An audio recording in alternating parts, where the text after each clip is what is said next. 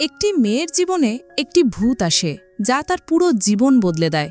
প্রথমে সে তাকে ছেড়ে দিতে চায়, কিন্তু গল্প এগিয়ে যাওয়ার সাথে সাথে অনেক ভয়াবহ বিষয় সামনে আসে। ছবির শুরুতে অনেক গুন্ডা একজন পুরুষকে হত্যা করার চেষ্টা করছে, কিন্তু সে একাই তাদের পরাজিত করে।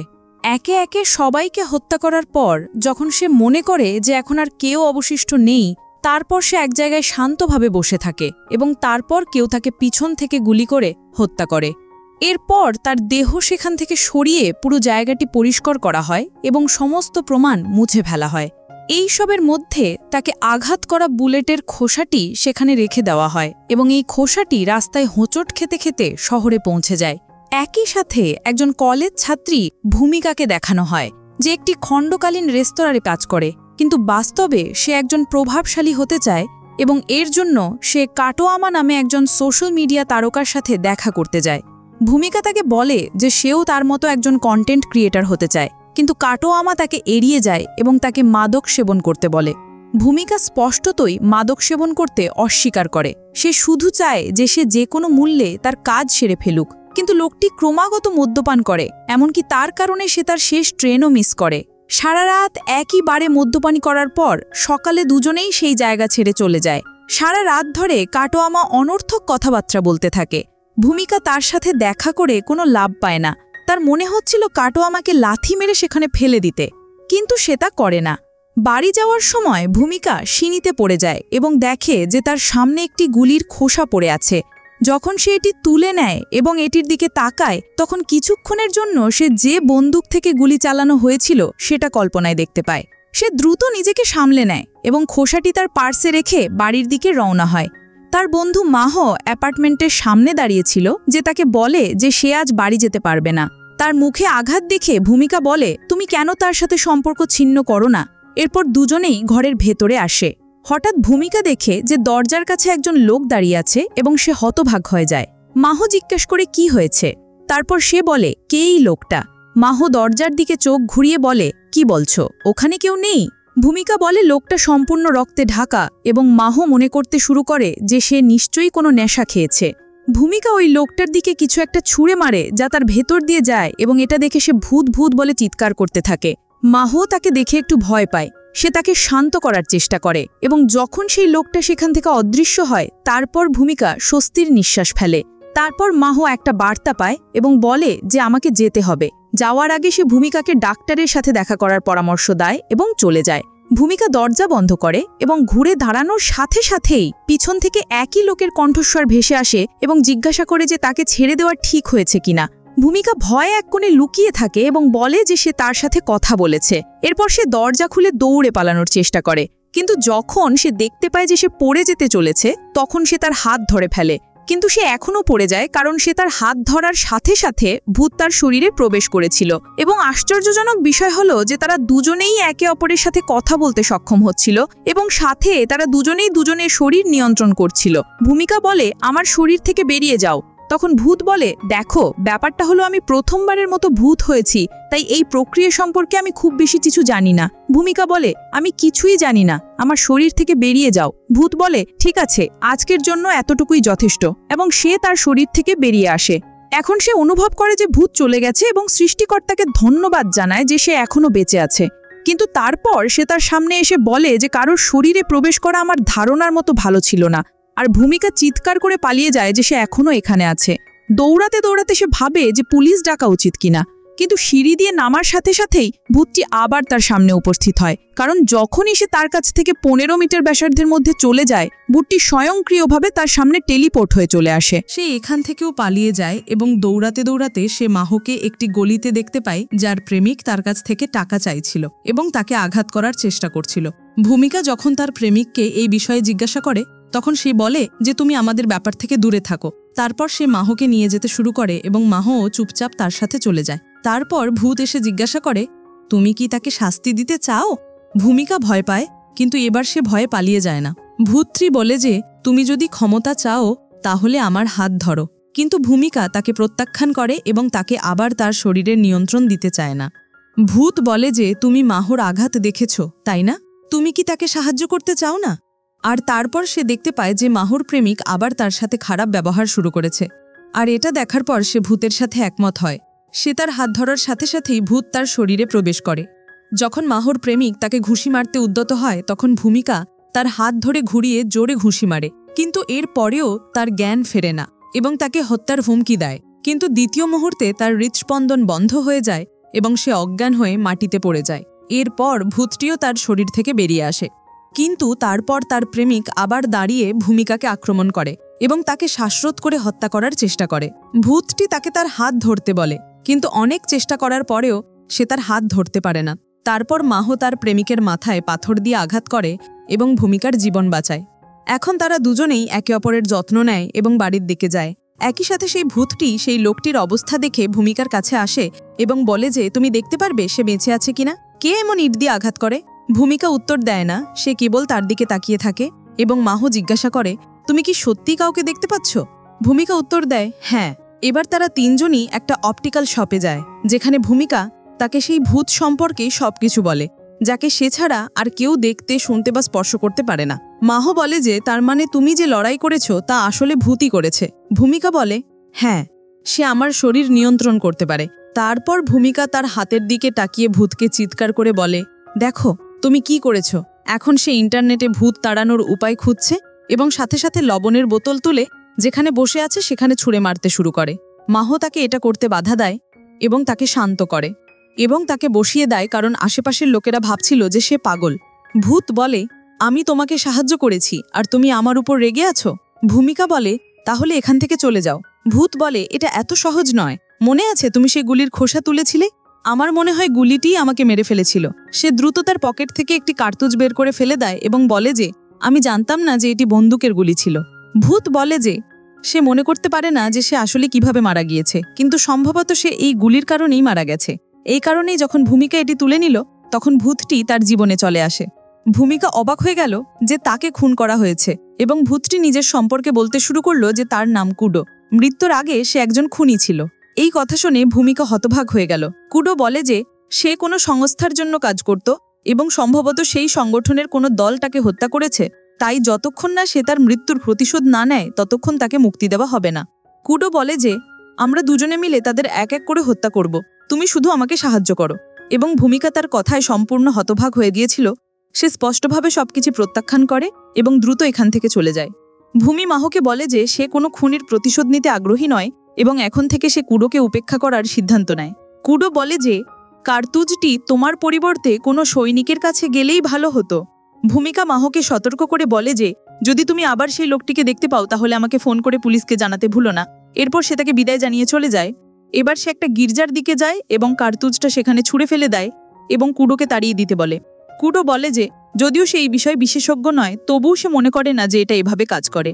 তারপর ভূমিকা কাটায়ামার কাছ থেকে একটি বার্তা পাইল এবং তাকে দেখার পর সে খুব খুশি হয়। কুডো জিজ্ঞাসা করে যে এই নারমি কে এবং তুমি তাকে দেখে এত খুশি কেন? ভূমিকা বলে যে সে একজন সোশ্যাল মিডিয়া তারকা, তার অনেক অনেক বেশি ফলোয়ার আছে। কুডো তার ছবি দেখে হতবাক হয়ে বলে যে এই নারমি ভালো মানুষ নয়। ভূমিকা জিজ্ঞেস করে তুমি কিভাবে জানো?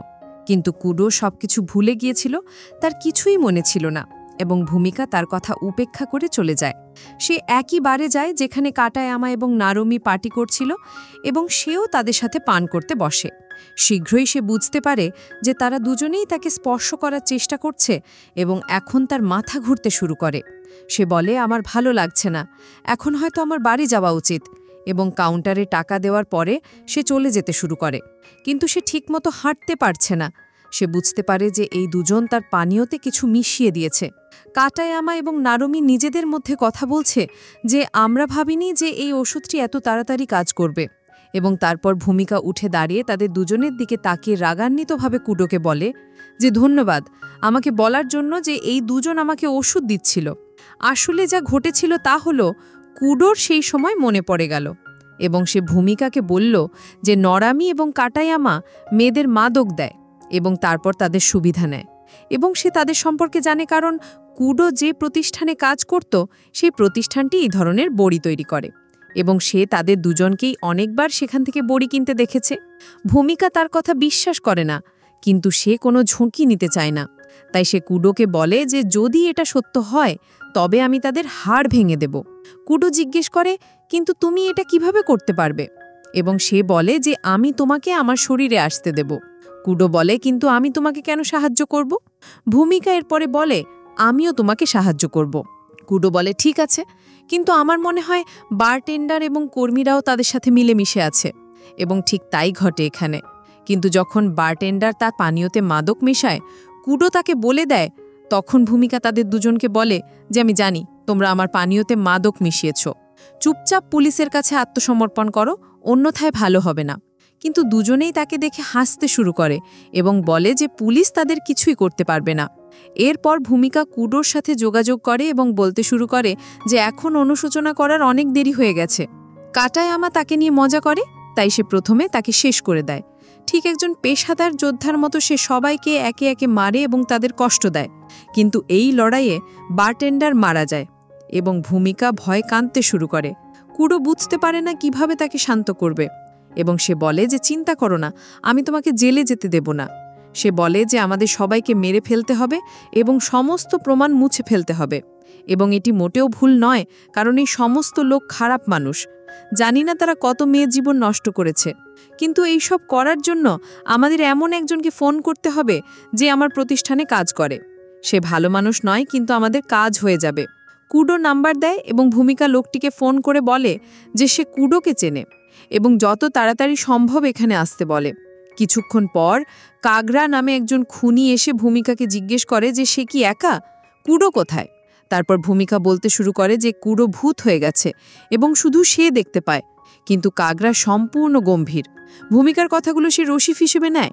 সে একটি ছুরি বের করে তার দিকে এগিয়ে আসতে থাকে। কুডো ভয় ভয় বলে যে তোমাকে মারার আগে সে একবারও ভাববে না। সে দ্রুত তার শরীরে প্রবেশ করে এবং এক ধাক্কায় তার দিকে নিজের ছুরি তাক করে বলে যে তুমি এখনও আমাকে হারাতে পারবে না। কাগরা বুঝতে পারে যে কেবল কুডোই এটা করতে পারে। এরপর ভূমিকা কাগরাকে কুডোর কথাগুলো ব্যাখ্যা করে এবং সে তার কাজ শুরু করে। সে সব লাশ একটি গাড়িতে তুলে চলে যায়। পথে ভূমিকা কাগরাকে কুডোর মৃত্যুর কথা জিজ্ঞেস করে। কাগরা বলেছে সে এ সম্পর্কে খুব বেশি কিছু জানে না, কিন্তু কয়েকদিন আগে তাদের প্রতিষ্ঠানের মালিক মারা যান। এরপর তার ছেলে সব কাজ হাতে নেয়, কিন্তু নতুন মালিক ভুল কাজ শুরু করে এবং কুডো এটা মোটেও পছন্দ করে না। ভূমিকা বলে যে এর মানে মালিক কুডোকে হত্যা করেছে, তাই কাগরা বলে যে সে এটা সম্পর্কে জানে না।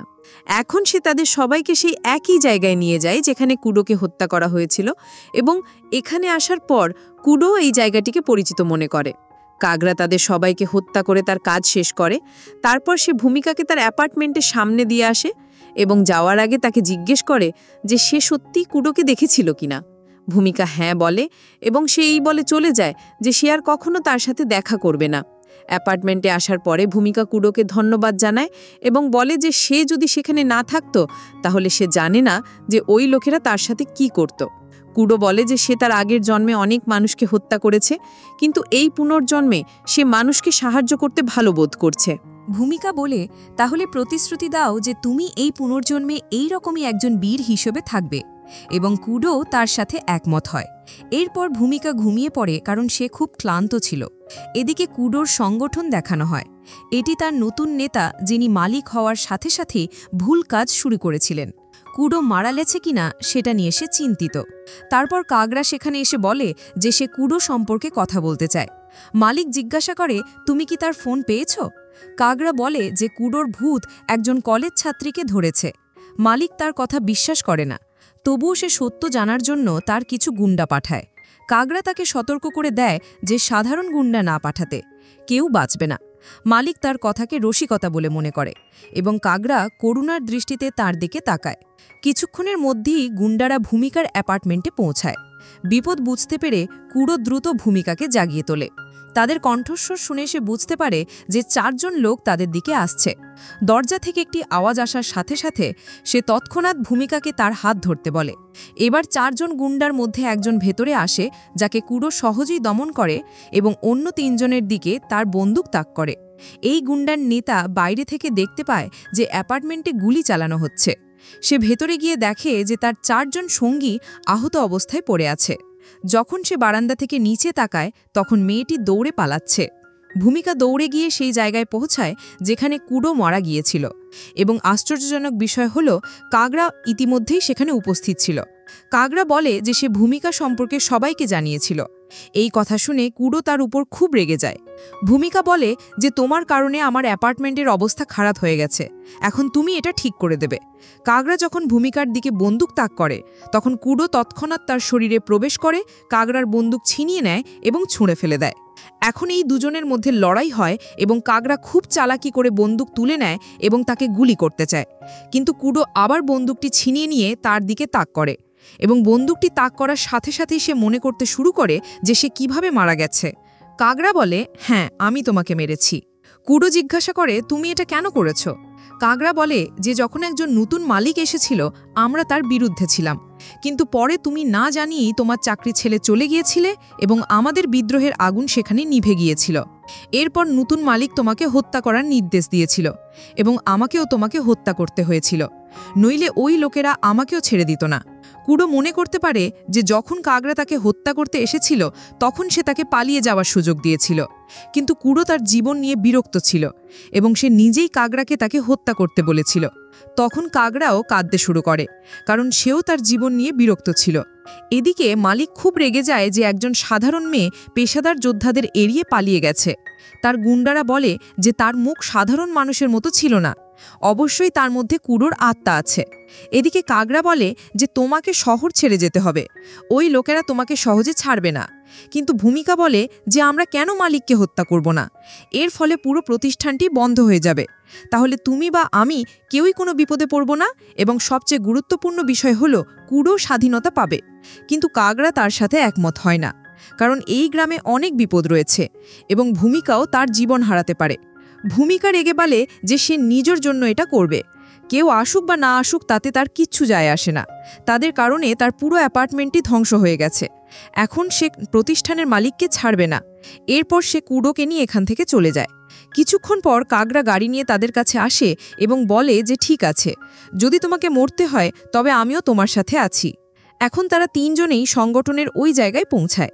কাগড়া প্রথমে ভেতরে যায় যাতে সে জানতে পারে কতজন গুন্ডা কোথায় আছে, এবং ভূমিকা কুডোকে নিয়ে অস্ত্রের গুদামে ঠিকে যায়। কুডো এগিয়ে যেতে থাকে এবং ভূমিকাকে সতর্ক করে, কারণ কেউ তাকে দেখতে পায় না কিন্তু সে সবাইকে দেখতে পায়। এইভাবে তারা দুজনেই অস্ত্রের গুদামে পৌঁছায় এবং প্রয়োজনীয় সমস্ত অস্ত্র নিয়ে কাগড়াকে খবর দেয় এবং সেও তাদের সাথে যোগ দেয়। এখন কুডো ভূমিকার শরীরে প্রবেশ করে এবং গুন্ডাদের আক্রমণ করে। এখানে একটি তীব্র গুলি বিনিময় হয় যার মধ্যে প্রায় সব গুন্ডা মারা যায়। মালিক শেষ পর্যন্ত বেঁচে যায় এবং কুডো তার দুই পায়ে গুলি করে হাঁটু গেড়ে তোলে। ভূমিকা মালিককে বলে যে সে তার অ্যাপার্টমেন্টের টাকা চায়।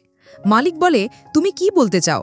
তুমি একটা অ্যাপার্টমেন্টের জন্য আমার পুরো সাম্রাজ্য ধ্বংস করে দিয়েছ? কিন্তু আসলে ভূমিকা কুডোকে মুক্ত করার জন্যই এইসব করেছে।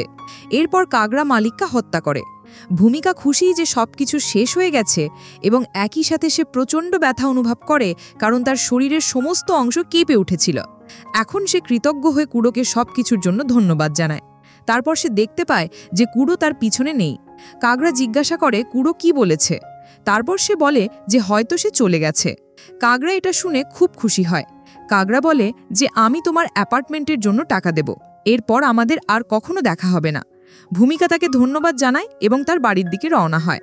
কয়েকদিন পর আমরা দেখি যে ভূমিকা যখন সিঁড়ি দিয়ে যায় তখন সে আবার একই কার্তুজ খুঁজে পায়, যা তার মুখে হাসি ফুটিয়ে তোলে।